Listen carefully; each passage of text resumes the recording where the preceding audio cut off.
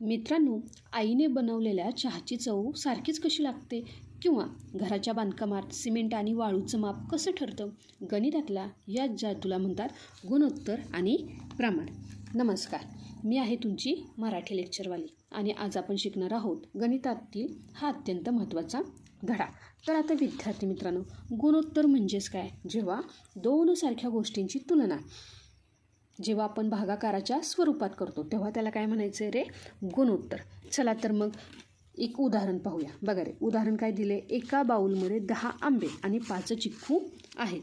तर आता आपल्याला काय करायचे? आंब्याचे चिक्कूशी असणारे गुणोत्तर काढायचे. म्हणजेच काय? बघा रे, गुणोत्तर म्हणजेच काय आपण म्हणतो? भागाकाराच्या स्वरूपात.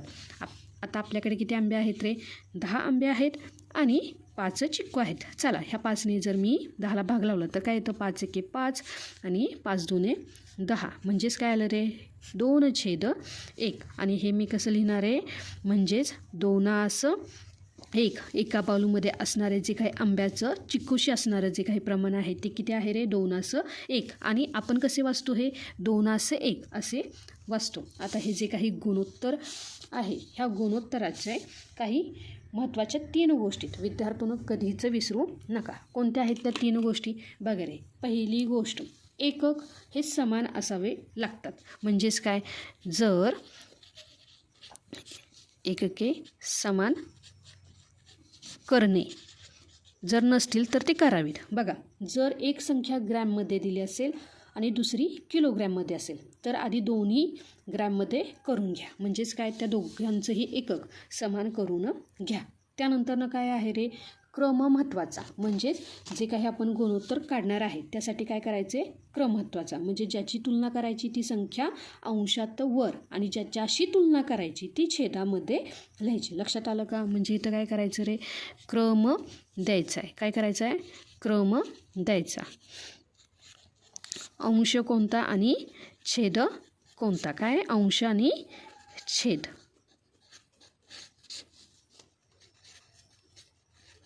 आता पुढील बघा रे, तिसरी गोष्ट कोणती? की हे जे काही गुणोत्तर आपण काढतो त्याला कोणतंही एकक नसते. तो फक्त काय असतो रे? एक अंक असतो. लक्षात आलं का? गुणोत्तराला कोणतेही एकक नसते, हे लक्षात ठेवा. आम्ही जी एकके समान करायला सांगतो ते उदाहरणामधील आहेत, गुणोत्तराचं नाही. गुणोत्तराला एकक नसते. ह्या 3 गोष्टी फक्त विद्यार्थी मित्रांनो तुम्ही काय करा रे? लक्षात ठेवा. आता बघा रे, प्रमाण म्हणजेच काय? की आपल्या रोजच्या जीवनात आपण काय करतो रे? प्रमाण हे पाऊले असते. आता प्रमाण म्हणजेच काय? की तुम्ही पाहिलं असेल की आपली आई काय म्हणते रे? कोण भात खाणार असेल तर मला सांगा. मग आई काय करते? घरामध्ये असणारे जे काही 2 वाट्यात तांदळाला ती काय करते रे? 4 वाटी पाणी घेते. हेच झालं प्रमाण. हे काय झालं रे? प्रमाण. म्हणजेच जर स्वयंपाकामध्ये काय करतो रे? आपण प्रमाण वापरतो. काय करतो रे? स्वयंपाकामध्ये आपण प्रमाण वापरतो. त्यासोबतच जे काही नकाशा वाचन आहे, म्हणजे आपण जे काही नकाशा पाहतो त्यामध्ये 1 सेमी म्हणजेच काय आहे रे? जमिनीवरचे 10 किलोमीटर असू शकते. लक्षात आलं का? म्हणजे फक्त तिथं आपल्याला नकाशावर प्रमाण दिलेलं असतं. कुठं कुठं असतं रे हे प्रमाण? नकाशावरती. त्यासोबतच जे काही आपण फोटो काढतो, म्हणजे पासपोर्ट साईज फोटो असू दे किंवा जे काही प्रत्येक फोटोची लांबी आणि रुंदी एका विशिष्ट प्रमाणातच वाढवली जाते. लक्षात आलं का? फोटोमध्ये जर आपण पासपोर्ट साईजचा फोटो पाहिला तर कसा असतो रे? त्याची जी काही लांबी आणि रुंदी एका विशिष्ट प्रमाणात वाढवली जाते. लक्षात आलं का? प्रमाण म्हणजे काय? स्वयंपाकामध्ये प्रमाणातच केला जातो. नकाशामध्ये असणारे जे काही किलोमीटर किंवा सेंटीमीटर ह्याचं सुद्धा प्रमाणच असतं आणि फोटोमध्ये सुद्धा काही लांबी आणि रुंदी ही प्रमाणातच वाढवावी लागते. आता शिकूया सर्वात सोपी ट्रिक. म्हणजेच काय रे? एकमान पद्धत. म्हणजेच काय? एकावरून अनेकाची किंमत काढणे. लक्षात आले का?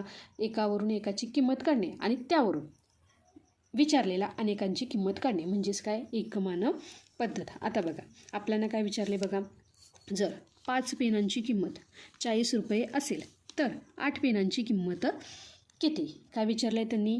5 पेन 40 रुपये तर 8 पेनाची किंमत किती? आता मी काय सांगितलं आहे, जर आपल्याला काय करायचं आहे, 8 पेनांची किंमत काढायचं आहे, तर ह्या 40ला काय करतो रे मी 5ने भागते, म्हणजे मला काय होईल रे, एका पेनाची किंमत मिळेल. मग मी काय केलं रे, 40 भागिले 5, 5ने मी जर भागलं 40ला तर काय येणार आहे, 5 एके 5, 5 8 40, म्हणजेच उत्तर काय आलं रे, 8 रुपये. हे काय झालं रे, एका पेनाची किंमत, 8 रुपये ही एका पेनाची किंमत झाली. तर आता काय करायचं, 8 पेनांची काढायची, म्हणून काय होणार आहे, 8 पेनांची किंमत गुणिले एका पेनाची किंमत किती रे, 8 रुपये, म्हणजेच काय 8 8 64 रुपये. 8 पेनांची किंमत किती आली रे, 64 रुपये आली. लक्षात आलं का? म्हणजेच काय, एकमान पद्धत म्हणजेच काय, पहिल्यांदा आपण काय करायची, एकाची किंमत काढायची आणि त्या एकावरून अनेकांची किंमत काढायची. लक्षात आलं का विद्यार्थी मित्रांनो? चला तर मग आता जे काही मराठवाडीची जी काही स्मार्ट मुलं आहेत त्यांच्यासाठी एक प्रश्न काय आहे रे बघा, जर 10 वह्यांची किंमत किती होईल रे, 300 रुपये. त्यांची किंमत किती आहे रे, 300 रुपये. तर अशाच ज्या काही 15 वह्या, 10 वह्याच पाहिजे होतं, 10 वह्या आणि 15 वह्या ह्यांची किंमत किती होईल हे मला कमेंटमध्ये नक्की सांगा. लक्षात आलं का?